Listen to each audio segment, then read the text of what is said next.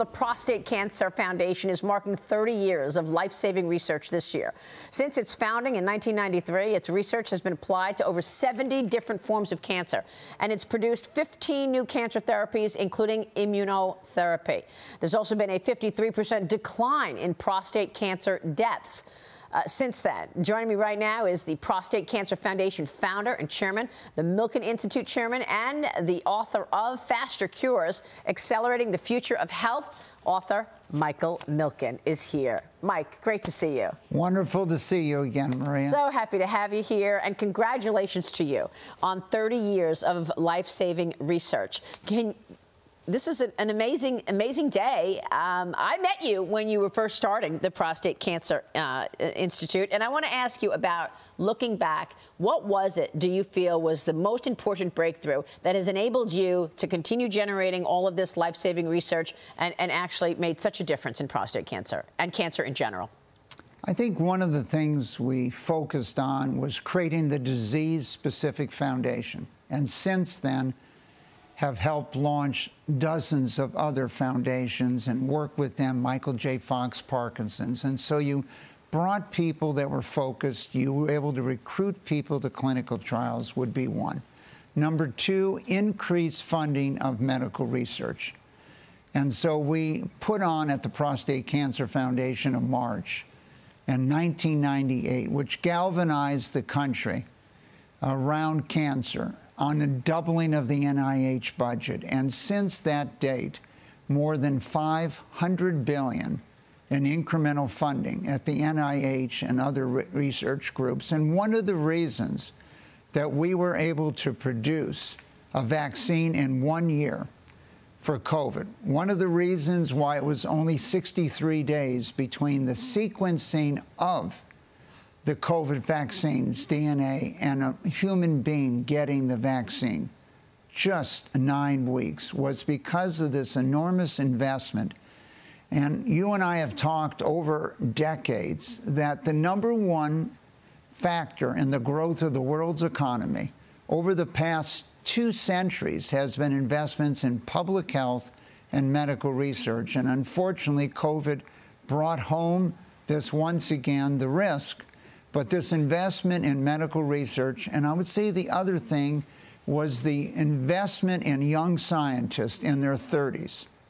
Unfortunately, at the NIH, the average age that a person gets funded is about 43. But when you look at most Nobel Prizes, most of the ideas are related to when they were 5 years in school. And so we have funded more than 500 young scientists who've changed the world, and probably a quarter to a third of every discovery in the last 30 years has come from these young people. And you've made a decision back in the day that you wanted to fund those scientists and doctors who would share their research, because your ultimate goal was to move the needle on actual saving lives. That's what you did when I first met you in the Prostate Cancer Center early days, where you said, no, you're not going to come to my, big event unless you share your research. Then they shared their research, and boom, you had massive, massive discoveries. Is that what you're still doing? Yes, and I would say that comment, we told people that if they couldn't share their research, that they were so important they wouldn't need our money to be funded. Wow. And yes, that has not only changed all cancers, but it's changed much of the way research goes on today. And so 30 years later, this data comes out quicker, people respond, you get more interaction, more feedback, and it has changed the way research conducts in this country. Wow. And I would say to you that the idea that 18 million Americans today are in total remission from cancer has transformed it. But it isn't just cancer. It's many other diseases that are revolutionized here. The new, what called liquid biopsies, the idea that everything is in your blood was a dream 30 years ago. Today, it is reality. We can identify a disease before you even know you have it at its very early stages, because the DNA of cells are leaked into your blood, and now with technology, computers 1 million times faster, today. Now, there are 3 to 4 million men just in America today. They're going to lead normal lives that might not have had we not had all these therapies produced. Wow.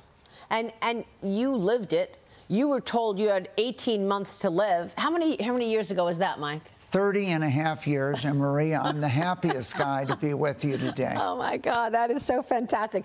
Look ahead for us. Assess where we are in cancer treatment today. Where are the areas where we've made incredible progress? What are you still looking to achieve in terms of those cancers, like the tough ones that are still killers?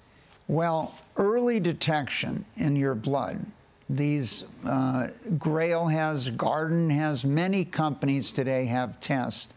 One identifies 50 cancers before you ever know you have it. Wow. So by diagnosing early, they're much easier to treat. And we have now diagnosed things like pancreatic cancer that's always quite advanced. So this is going to revolutionize.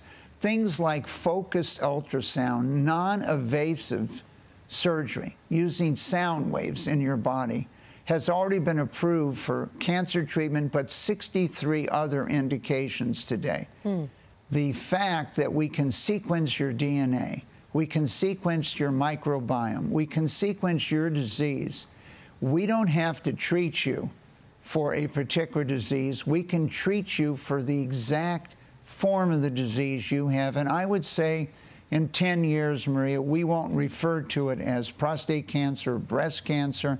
We'll refer that you have a particular mutation and located or expressed itself in a part of your body. But the world has changed. When you think about what's happened, we've had 3 people run for presidents that had prostate cancer. Right, right. If this was when you and I first met, when you were a very young girl, a few years ago, you would say, you can't run for president of the United States if you're Mitch Romney. You can't run if you're John Kerry, if you've had prostate cancer.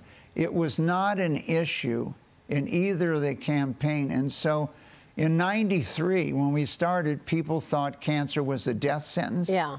Today, they think, well, boy, there's a cure, there's a solution. And the more than 2,000 scientists that we have funded over the years makes a difference.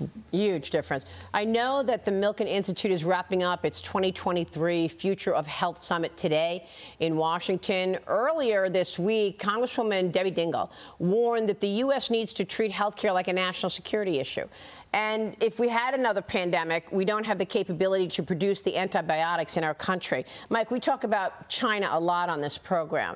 And I want to get your take on this reliance on the supply chain outside of America for things like medicine. Well, during COVID, we discovered, whether it was India, whether it was Pakistan, whether it was China, that we didn't manufacture the ingredients needed for many of the medicines and vaccines, and the supply chain risk is, could you get the ingredients to produce? The United States, for the first time ever really in history, with BARDA and HHS, when it was costing this country $1 trillion a month economically, decided they would put up money to build factories before we knew the product worked.